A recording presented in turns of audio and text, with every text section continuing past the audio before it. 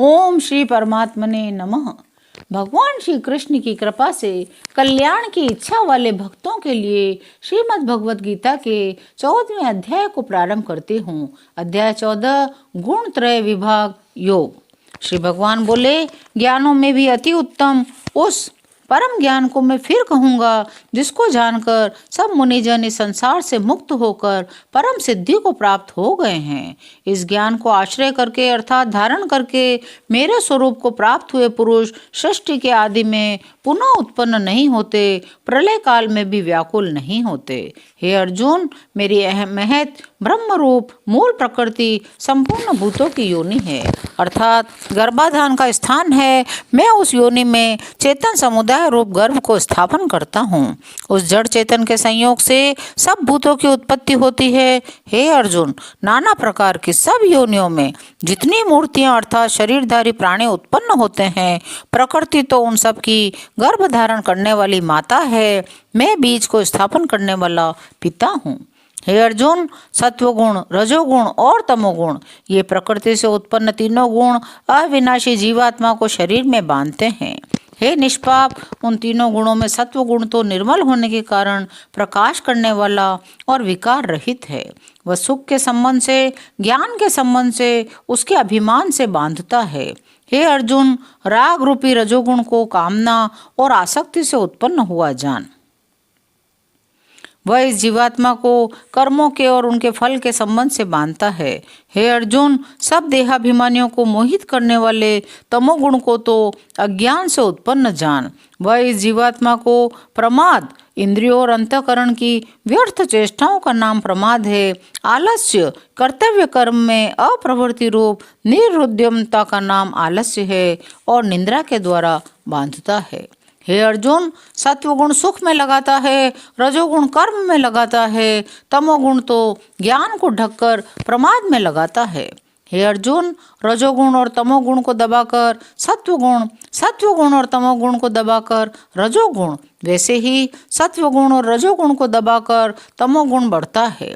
जिस समय इस देह में तथा अंतःकरण में, इंद्रियों में चेतनता और विवेक शक्ति उत्पन्न होती है, उस समय ऐसा जानना चाहिए कि सत्वगुण बड़ा है। हे अर्जुन, रजोगुण के बढ़ने पर लोभ, प्रवृत्ति, स्वार्थ बुद्धि से, कर्मों का सकाम भाव से आरंभ, अशांति और विषय भोग की लालसा, ये सब उत्पन्न होते हैं। अर्जुन, तमोगुण के बढ़ने पर अंतःकरण और इंद्रियों में अप्रकाश, कर्तव्य कर्मों में अप्रवृत्ति, प्रमाद, व्यर्थ चेष्टा, निंद्रादि अंतःकरण की मोहिनी वृत्तियां, ये सभी उत्पन्न होते हैं। जब यह मनुष्य सत्वगुण की वृद्धि में मृत्यु को प्राप्त होता है, तब तो उत्तम कर्म करने वालों के निर्मल दिव्य स्वर्ग आदि लोकों को प्राप्त होता है। रजोगुण के बढ़ने पर मृत्यु को प्राप्त होकर कर्मों की आसक्ति वाले मनुष्यों में उत्पन्न होता है तथा तमोगुण के बढ़ने पर मरा हुआ मनुष्य कीट, पशु आदि मूढ़ योनियों में उत्पन्न होता है। श्रेष्ठ कर्म का तो सात्विक अर्थात सुख, ज्ञान और वैराग्य आदि निर्मल फल कहा है। राजस कर्म का फल दुख, तामस कर्म का फल अज्ञान कहा गया है।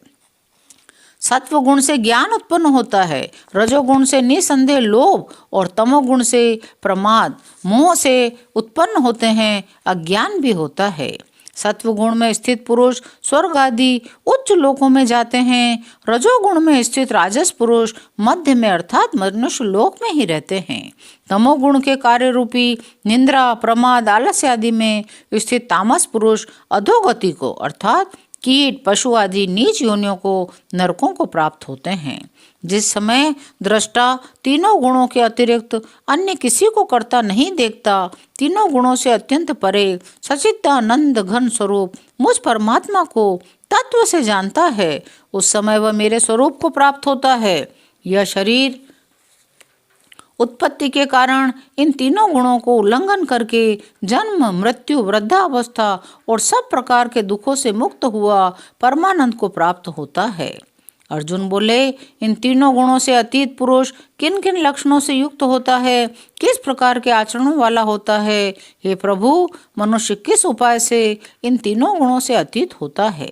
श्री भगवान बोले, हे अर्जुन, जो पुरुष सत्व गुण के कार्य रूप प्रकाश को अंतःकरण और इंद्रियादिकों में आलस्य का अभाव होकर जो एक प्रकार की चेतनता होती है उसका नाम प्रकाश है।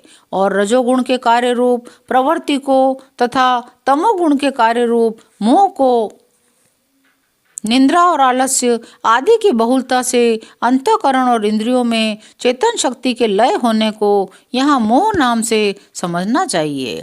और न निवृत्त होने पर उनकी आकांक्षा करता है। जो पुरुष एक सच्चिदानंद घन परमात्मा में ही नित्य एक ही भाव से स्थित हुआ, स्त्री गुणमयी माया के प्रपंच रूप संसार से सर्वथा अतीत हो गया है, उस गुणातीत पुरुष के अभिमान रहित अंतःकरण में तीनों गुणों के कार्य रूप प्रकाश, प्रवृत्ति और मोह आदि वृत्तियों के प्रकट होने और न होने पर किसी काल में भी इच्छा, द्वेष आदि विकार नहीं होते हैं। यही उसके गुणों से अतीत होने के प्रधान लक्षण है। जो साक्षी के सदृश स्थित हुआ, गुणों के द्वारा विचलित नहीं किया जा सकता, गुण ही गुणों में बरतते हैं। केवल एक सर्वशक्तिमान परमेश्वर वासुदेव भगवान को ही अपना स्वामी मानता हुआ स्वार्थ और अभिमान को त्याग कर श्रद्धा और भाव के सहित परम प्रेम से निरंतर चिंतन करने को ही अव्यभिचारी भक्ति योग कहते हैं। ऐसा समझता हुआ जो सच्चिदानंद घन परमात्मा में एक ही भाव से स्थित रहता है, उस स्थिति से कभी विचलित नहीं होता। जो निरंतर आत्मभाव में स्थित दुख सुख को समान समझने वाला, मिट्टी में, पत्थर में, स्वर्ण में समान भाव वाला, ज्ञानी प्रिय तथा अप्रिय को एक सा मानने वाला, अपनी निंदा स्तुति में भी समान भाव वाला है, जो मान में अपमान में सम है, मित्र वैरी के पक्ष में भी सम है, संपूर्ण आरंभों में कर्तापन के अभिमान से रहित है, वह पुरुष गुणातीत कहा जाता है।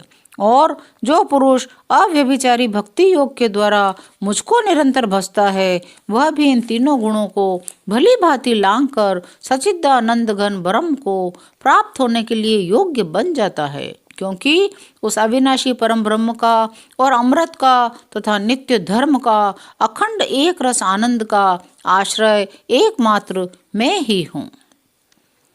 14वां अध्याय यहीं विराम लेता है। शेष अगले अंकों में। जय श्री कृष्णा।